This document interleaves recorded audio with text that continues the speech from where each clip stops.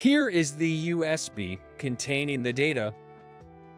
Well, if you always did this for me, I might have been nicer to you. But now, this is mine. Don't think you'll be getting it back. Okay. I got it. The manager smiled satisfyingly and looked down at me, and then, You're no longer needed. I'll be handling tomorrow's business meeting. You're fired, effective today. I got it. I handed over my pre-prepared resignation letter to the manager. Once I confirmed the USB was inserted into the computer, all that was left was to wait and see what happened next. No longer an employee, I slightly smirked. My name is Steve. From a young age, my parents had given me a cell phone, and I became engrossed in watching videos and doing simple searches. Above all, I was captivated by games. Back then, my parents installed educational puzzle games and simple playthings for me. Once I got the hang of it, I started installing any games that caught my interest. That's how I fell deep into the world of computers. Later, when I started elementary school, my dad gifted me his old computer. In this day and age, it's good to know how to use a computer. Plus, for a game lover like you, it'll be a great gift, right? Yo, thanks, Dad. Mom was worried about my future grades. But until I graduated elementary school, I continued to ace almost all my tests. Thanks to that, my mom, initially skeptical about giving me a computer, stopped nagging me with her worries. In middle school, with a bit more allowance, I dove into building my own computer. However, I didn't have much money at first, so buying new parts was out of the question. Instead, I hunted for cheap, as-is items, hoping to find something workable. It felt like a treasure hunt game. Spending time with my computer became my top priority. During that time, I also started dabbling in programming. Initially, I wanted to create games like the ones I still loved. Despite the complexity and difficulty, staring at the lines of code I wrote filled me with immense excitement and satisfaction. Eventually, I completed a game of my own. Tweaking and adding to it became one of my daily joys. Thanks to that, during my middle and high school years, I was always the best in computer classes.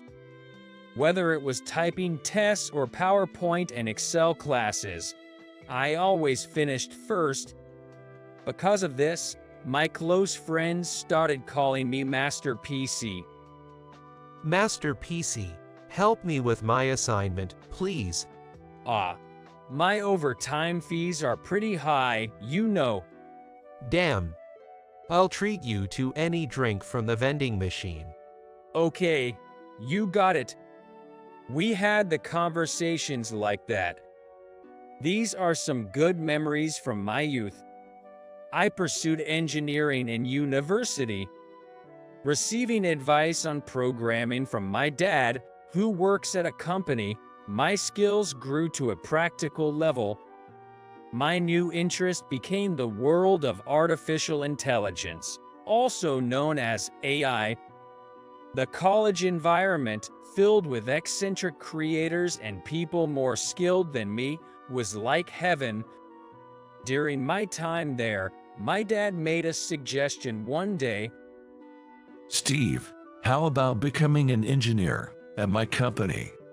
But if I get a job, I'll lose my freedom. I want to work somewhere where I can do what I love. I thought you might say that, but Steve, you have the skills to choose freely, so I'm not worried. My dad didn't dismiss my thoughts. However, my mom looked worried. but I'm still worried. Nowadays, having a stable job means a secure future. Don't worry, Mom. I've thought about that. Really? Are you sure everything will be okay? I'll tell you first when I get a job, so wait for the good news. If you say so. Mom is a worrier but never dismisses others' ideas. I know she's kinder than any other mother I know. So, I didn't want to keep her anxious. That's why, after graduating college, I found a place that seemed like it could fulfill my ideal of balancing work and hobbies. I joined a fairly large advertising agency, giving my mom a sigh of relief. But that workplace lacked my ideals. Damien is slacking off again and pushing his work. His name is Tom. He was the first friend I made at this job. He also enjoyed tinkering with computers and even showcased his games at a huge game festival held biannually. Since we had similar interests, it didn't take long for us to become friends. Steve, you've been called out a lot recently. Yeah, I guess it's because I said I was good with computers during my introduction. Tough luck. But really, for an advertising agency manager, being unable to use a computer properly is something else. Exactly. Our workplace, led by such a manager, Damien, a man in his 50s, became a busy place. He leverages his seniority to dump work on younger employees. Because of his behavior, despite being able to leave on time, we're all pushed into working overtime. Both Tom and I are victims of this. Hey, Steve, come here for a sec. Yes, what's up? There's some trouble with the computer. Can you take a look? All right, I got it. That's how it goes. Whenever there's a problem, they call me. But it's always minor issues. There, it's fixed. Well, young guys like you could do anything without a computer. Fixing this is expected. Sure. You know, I've always gotten A+ grades in math throughout my life. From elementary school, and Elle took a business class at my local community college. Unlike you, who rely on machines for simple calculations, I excel at computation. We're in different leagues. You understand that, right? I guess so. Conversations with Damien always lead to his boasting and his views on the younger generation. Basically, he has a condescending attitude and outlook towards those younger than him. That's why he's quite disliked in our department. But among us, there was one guy who seemed to get along well with Damien. This company has grown because of me, you know. Well, Damien, you truly are a great person. You get it, my greatness. Of course. His name is Matthew. Though he's technically my colleague, we've never spoken. However, he's known for his sharp tongue towards others and always sticks close to Damien like a sycophant. Probably, he's aiming for a promotion, but his behavior has been causing discomfort among our colleagues. Hey, Steve. Damien said you need to do this. This? Was it your job? Huh? What are you talking about? This was indeed assigned to you. What's with that look? Fine, just leave it. Like that, he, too, is the same as Damien. Matthew had a habit of dumping his work on others. Honestly, we could refuse what he said, but he'd persistently neighed, so eventually, everyone just accepts it. Steve, you're really unlucky. You too, Tom. Why did we end up working here? I don't know. Well, because of two of these guys, I did manage to bond with my seniors and peers. Lately, when we talk during breaks, we inevitably end up complaining about those two. In the midst of this, news of a major project came in. It was about handling a new advertising venture for a global company that develops the latest computer software. For a company of our size, it was a massive opportunity. The president seemed very enthusiastic about it. Thankfully, after some negotiations, we officially secured the contract. It was a sign of great progress for the company. Soon, the news reached our department. It was about assembling a team to prepare the necessary data for the business deal. Looking at the list of members participating in the project, I saw my name on it. Good for you, Steve. Yay, this project seems really promising. I'm sure you'll bring great results. I'm counting on you. Thanks, I'll do my best.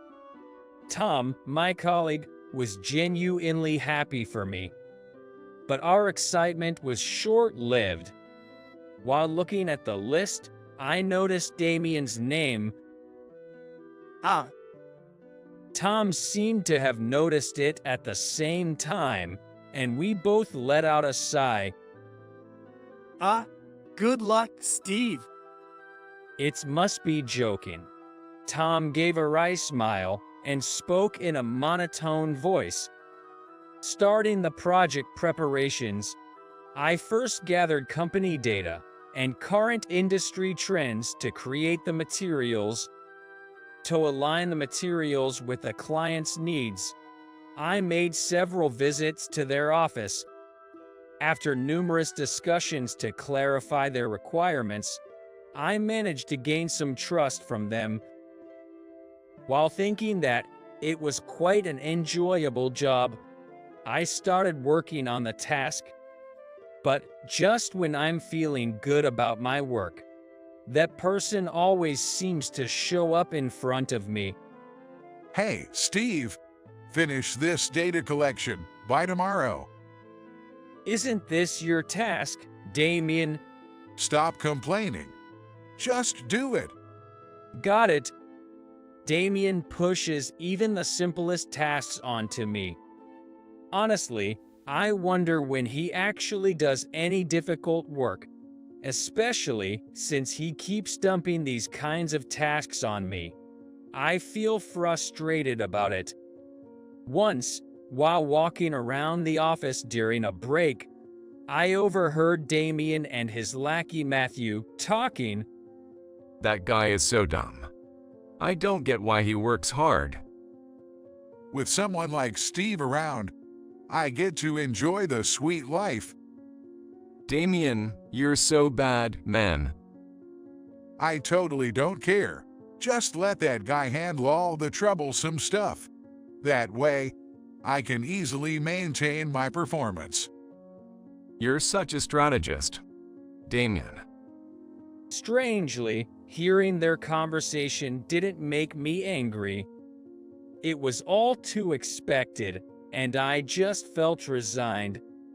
Quietly sighing, I went back to my desk and resumed my work. The day before the project negotiation, I was glued to my computer, finalizing the preparations while communicating with the client. I was so busy that I stood out in the department. Gradually, I started receiving praise from my peers and senior female colleagues, and I felt as fulfilled as when indulging in my hobbies. But it seems someone didn't like seeing me like this. Hey, Steve, the printer is running out of ink. Refill it. Sorry, I'm a bit tied up right now. Just do it when I tell you to. That's the problem with young people. Got it, Arguing wouldn't change anything. I know his type, so I didn't talk back. But such incidents kept piling up. Hey, Steve, we're running low on pens. Place in order with the general affairs.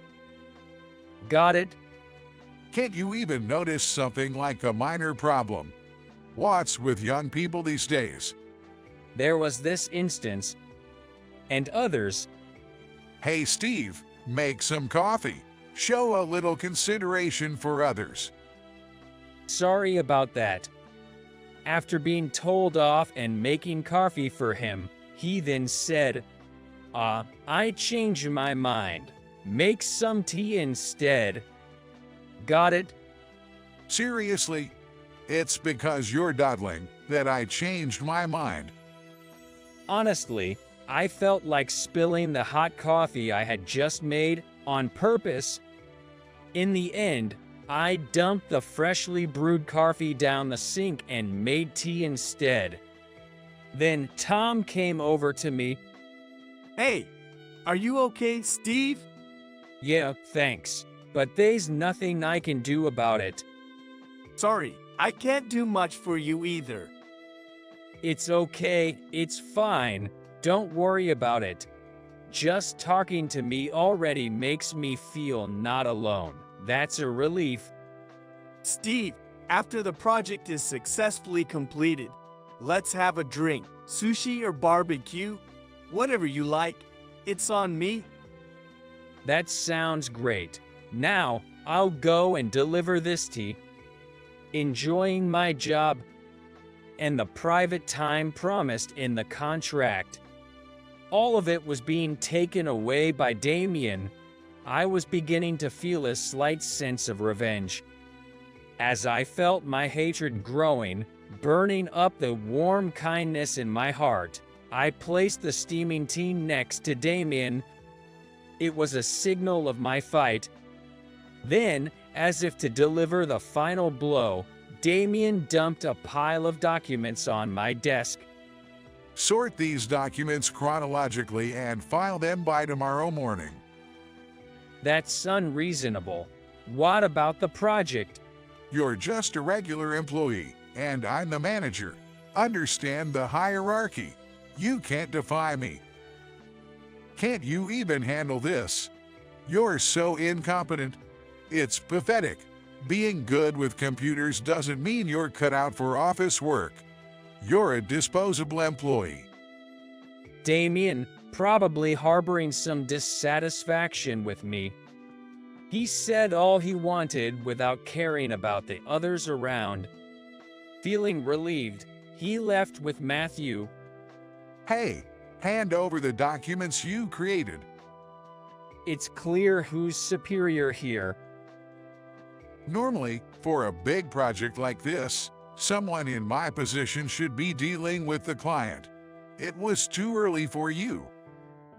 As I recalled everything that had happened, I trembled with anger, struggling to keep my composure. For the first time, I experienced how one's vision narrows and darkens when losing oneself to anger. But in the remaining sliver of light, I saw Tom and other colleagues and seniors looking worriedly at me. I managed to suppress my dark feelings. All right, here is the USB with the data. You're being cooperative for once. If you were always like this, I might have taken care of you. But now, this is mine. Don't expect to get it back. Okay. With a satisfied smile, Damien looked down on me. And then, You're no longer needed. I'll handle tomorrow's negotiation. You're fired, effective today. okay, if that's the case, I'll go say goodbye to the president now. Suit yourself. I handed over my pre-prepared resignation letter I had in my desk. After Damien took it, he left the room with Matthew, looking pleased. Excuse me. Come in. After speaking with Damien, I went to the president's office to explain everything. I told him about the project data being uploaded to the company's cloud, how to access it, and that during my visits to the client, I had bonded with an executive, David, who trusted my work and had proposed starting a new company together. I shared all these details. All right, I thought this company would be a good environment for you, but it ended up causing you pain. I'm sorry. It's okay, don't worry about it. But probably, the feelings I've harbored against Damien will smolder in my heart for a while. Well, maybe this is for the best. Besides, I always felt uncomfortable with the idea of you and me being tied by a hierarchical relationship. I feel the same, Dad. Most people don't know this, but the president of the company is actually my father. I joined the company under my mother's surname, Williams, so it's no wonder no one realized. Initially, Mom suggested I join a company as a successor, but Dad wanted me to live more freely and didn't intend to make me a successor. So, he was actually somewhat relieved to hear I was leaving. I'll clean up my desk and then leave the company. You make it sound like you're going far away. Please excuse me for leaving ahead. Just say you are going home, as usual. I'm just kidding, Dad. Then, I'm going home. Take care. When I returned to the office, I saw Damien in a flurry. I asked Tom what happened. Apparently, when Damien plugged in the USB drive he forcibly took from you, it triggered a warning and the computer froze. Well, that figures. Everyone around him is just shrugging it off, saying they don't know what to do, making him even more panicked. Seeing Damien and Matthew flistered, I couldn't help but snicker. Noticing me, Damien shouted, almost yelling, "Hey, Steve. What's wrong, Mr. Damien?" When I plugged in this USB you gave me, the computer stopped working. Fix it. I'm sorry, but I'm no longer an employee here. I was fired by you just a while ago, and it's past my working hours, so I'm going home. I said this and began gathering my belongings to leave. Damien stomped over to me. He reached out as if to grab my collar. I'm not your coworker anymore. If you try to harm me, I'll file a police report. Damien's face turned red, then pale, and he stopped in his tracks. What did you do? I don't know, but weren't you aware, Mr. Damien? Our company prohibits carrying data on USB drives for security reasons. What are you talking about? It's a rule for preventing data leaks. If you don't follow the proper procedure, plugging in a USB will trigger a warning. Right, I forgot. Damien muttered, realizing the company rule he had forgotten. For someone in your position to forget such an important thing, it's surprising you managed to be in charge of others. Getting cocky, aren't you? Can't even handle a computer, lacks rational thought as an adult, and behaves like a selfish child who knows nothing of the wider world. It's sad how your mind hasn't grown despite your age. It's a wonder how you've survived in society so far. I mimicked what Damien had always done to me, in front of him. My colleagues watching this were laughing quietly, shaking with suppressed laughter. Tom was grinning, watching us with his elbows on his desk. Well, if you follow the proper steps, you can use it again. After I said that, Damien seemed relieved and let out a deep sigh. Seizing the moment, I added, "You can apply at the General Affairs Department, and it'll be usable in 2 to 3 days."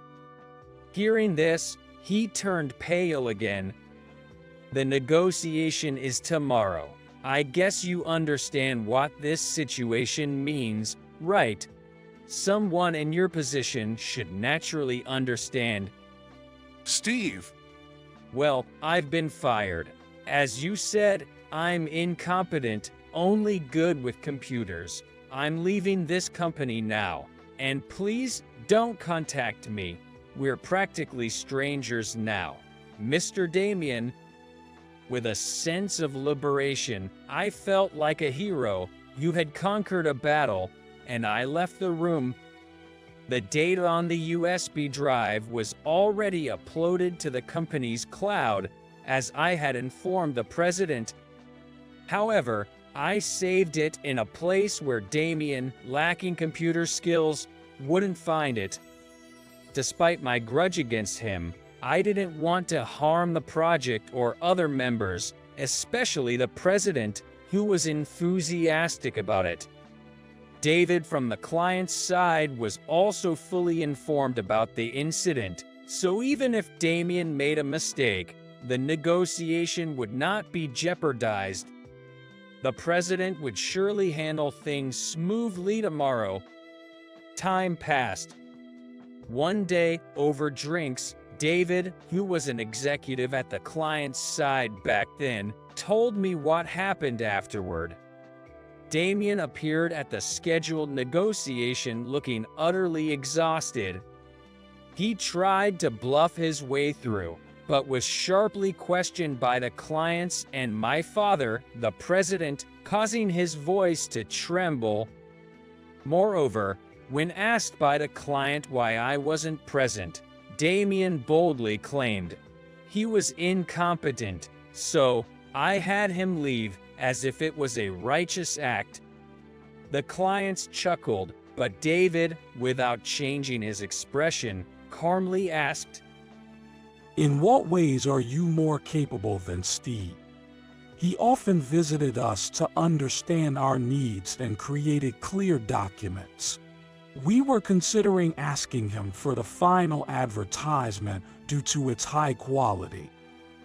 "I've always excelled in math. I also graduated from a business class at a community college. Young people these days rely too much on computers and don't think for themselves," confidently boasted Damien. The president laughed. Graduated at community college. Steve graduated from the university with a Master of Business degree. Also, he had US CPA. Hearing this, Damien froze. how come do you know so much about him? I've been watching over him closely, second only to one other person in this world. It's natural for me to know about him. That can't mean. He's my son. Yikes. Damien paled and collapsed at his knees. David, like delivering the final blow, said, "Our company develops the computer software you so readily dismiss. Interesting." Saying this, he laughed so heartily that the clients who came with him were taken aback. Then David suddenly stopped and stared coldly at Damien, saying in the lowest voice as he could, "The incompetent one is you." The room froze. David mentioned he was expressing his own disappointment too. His colleagues later said they never knew David could be so intimidating. In the quiet meeting room, with everyone staring at their desks, the president addressed Damien. "I understand it's hard to keep up with the times as one gets older. I feel the same, but we must not deny the changes. Once we do, time stops for us. Our industry must always be at the forefront." He continued, You've been pushing work onto others, saying you don't understand or can't do it. I've heard from your subordinates. Most of the work credited to you was done by them. What's your value then? At that moment, Damien was like a deer caught in the headlights, as David metaphorically described. When Damien became almost motionless, the president stood up. The materials Steve prepared are with me. I apologize for the inconvenience caused today due to my lack of supervision. He said so, and then apologized to the clients. And David said, Steve's excellent materials and trust are still intact. Let's discuss this another time. And he's practically family to us. The clients laughed and let it go. The president then glared at Damien. The world has a way of balancing things, like a scale seeking equilibrium. Now, one side of the scale is loaded with your deeds. What will balance it? Let's discuss this back at the office. He left with a smile not resembling human laughter. Later, Damien was immediately dismissed by the president. Even though David and my dad usually are cheerful and kind, hearing this side of them made me shudder. Don't worry. That was just an act back then. David reassured with a smile. But I decided never to anger these two. Afterwards, I was fully immersed in the new company. I started with David, enjoying my work more than ever before. Our business focused on developing apps that everyone could use for fun and convenience. There was a lot to do, but most of the work overlapped with what I used to do as a hobby. In essence, I turned my hobby into a career. I stayed in touch with Tom, who remained at my father's company. Occasionally, we would go out to eat when our schedules aligned, and sometimes we invited David, the president of my new company, to join us. The two of them became good friends, almost like best buddies. Once the app Steve and I are developing is finished, I want to ask your company for advertising. That sounds great. I'd love to be the person in charge of the business deal with you. I'll leave it to you when the time comes. The connections each of us had built were now bringing together a new team for this path forward. As long as you strive to move forward in life, nothing is wasted. Everything becomes a part of you and your future. I learned this from the experiences I've had up to today. On a side note, recently, on my way home from the office, I spotted Damien. He was standing outside a computer class, talking with people of his own age. After a while, a young man came out of the shop and ushered everyone inside. Damien, if only you had changed sooner, I might have truly respected you. Good luck. Seeing him trying to confront his own shortcomings, I felt a slight urge to cheer him on. The rapid changes of time can drag you into murky depths if you're not careful, sinking you into darkness. That's why it's crucial to actively seek information and upgrade what you have. By doing so, you can evolve into a person capable of keeping up with the new era. You shouldn't give up or deny the things you can't do. It's also important to love the human aspect of yourself, flaws and all. I pledge to myself to never stop learning and to live each day to its fullest.